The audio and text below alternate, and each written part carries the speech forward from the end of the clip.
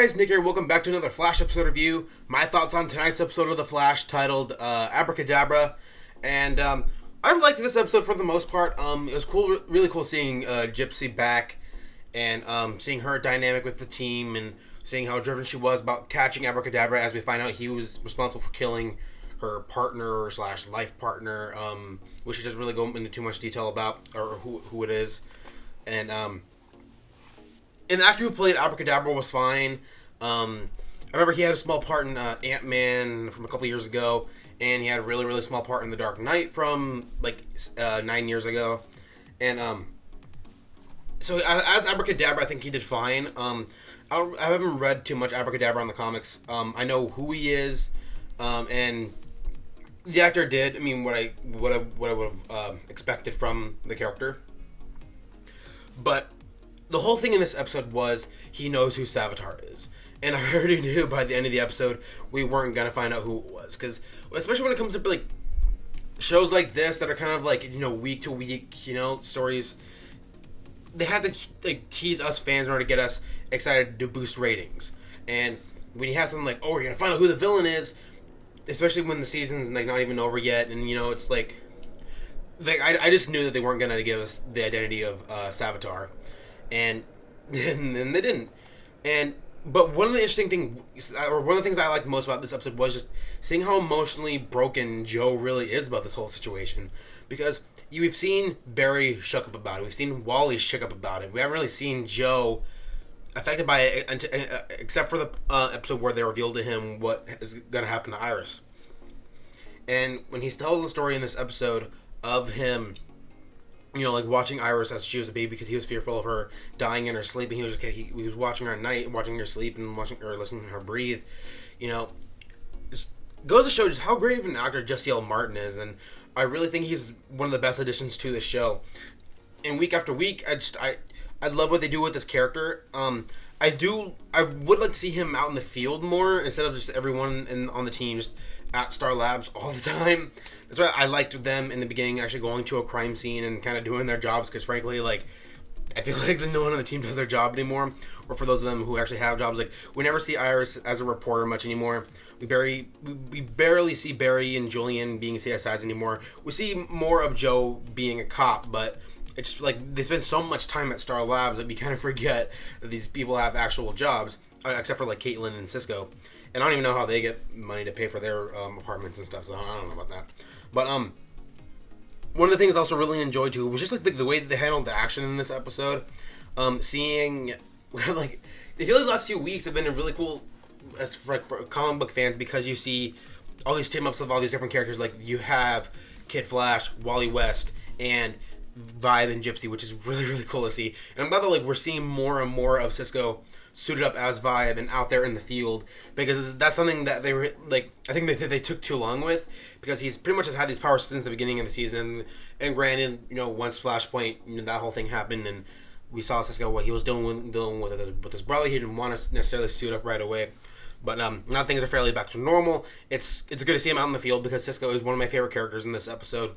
And Carlos Valdez is also another great and underrated actor in this show, because he's there usually for the quippy lines, but in this episode, by the end of the episode, when Caitlin's having her seizure because of her being stabbed by the by that pipe or whatever, we see just how emotionally broken he gets. And because Caitlin and Barry are his best friends, and I think Caitlin even more so, because Caitlin and Cisco were there for each other even before they met Barry, and they were there during the whole Wells thing, and just seeing how broken up he was about that was really it was sad to see.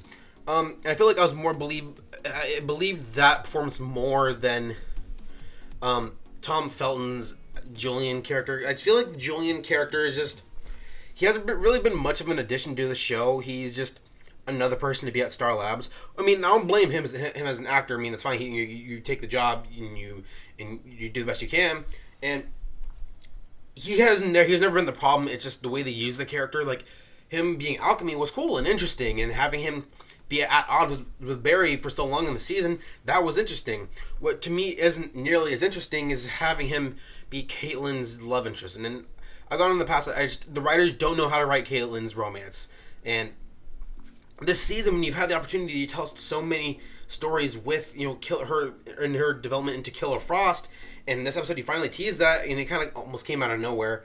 But when you've had the opportunity to tell, like, have this like villain origin story, and you've backtracked it because you want to focus on this romance that really doesn't need to be there. I mean, granted, it's a CW, so they always have to have these romance storylines, unfortunately. But it's one of those things, like, you really can have because there's a lot of fans who are just not pleased with how this season's going. And I'm not necessarily happy about this season. It hasn't been bad. It's just been okay at best. But cause like there's some really cool stuff going on like week to week. But as the season as a whole, it's been jumping around from Flashpoint to Alchemy to Savitar, and then now Barry's going to the future, and Barry as a character has progressed and then regressed and progressed and regressed so many times that I understand why some people are like jumping ship, because some people are unfairly saying that this is like Arrow season 3, which Arrow season 3 was a lot worse than this because of the whole Olicity thing, and I'm not going to get into that. But just the season, again, it's not terrible. It's just there's a lot they can be doing that would make the show just more interesting to watch, because just they're not just telling the best story, and they're not focused. And I think that's also because of the lack of like consistent showrunners, because you have the showrunners change almost every season, and it sucks because like Andrew Kreisberg, who was one of the showrunners in the first season, he's not really there much anymore. He's only there for like crossovers and big events and stuff like that, like him and Greg Berlanti. And Greg Berlanti, he's showrunning a lot of shows, or he's producing a lot of shows, so he has a lot on his plate. But it's like when you have showrunners who don't have the same vision as the original showrunners, the show begins to suffer. And like one of the shows I've noticed where it kind of took a kind of a dip was Smallville. And Smallville was a show that ran for 10 years, and it had the same showrunners for the first 7 seasons. But obviously in season 8, it did take a bit of a dip quality-wise with the change in showrunners. But then it slowly picked itself up. But with The Flash, I want it to be better, and I want it to be more consistent, because it's more of just, it's so much of the same thing week after week. I just want more just interesting storytelling than just, oh, another speedster, and oh, here's this really cheesy meta, and all this other stuff going on. I just want a better story, and that's, as a fan, all I can really ask for. And I'm not trying to sound like an entitled fan. As a fan of the show, I just want the show to be at its best, because season 1 was great. Season 2 was pretty good. I mean, I had some problems with it, but I mean, it was definitely not bad at all. And then this season has just been okay. I can't like rave about it. Like the crossover episodes that they've had this season have been pretty good, but other than that, I mean, there's just not too much there that's really like, oh, you have to watch this. This is great television. Whereas, like, season 1 was that for me, So I'm just hoping that the show starts to pick up more, and with Barry going to the future in the next episode, I'm looking forward to that. But I'm just curious as to what made Barry think that going to the future was a good idea. But yeah. But overall, I am looking forward to what they're doing with Caitlyn's storyline now that she's pretty much fully become Killer Frost. I'm really looking forward to that. I just hope they handle that and the whole Savitar reveal well. I just hope it's not underwhelming, and I just want the show to just end on a high note and just be, because I think season 2 ended really well because you had the Jay Garrick reveal and Zoom became Black Flash and all that stuff. So and for me, that was a positive for the season.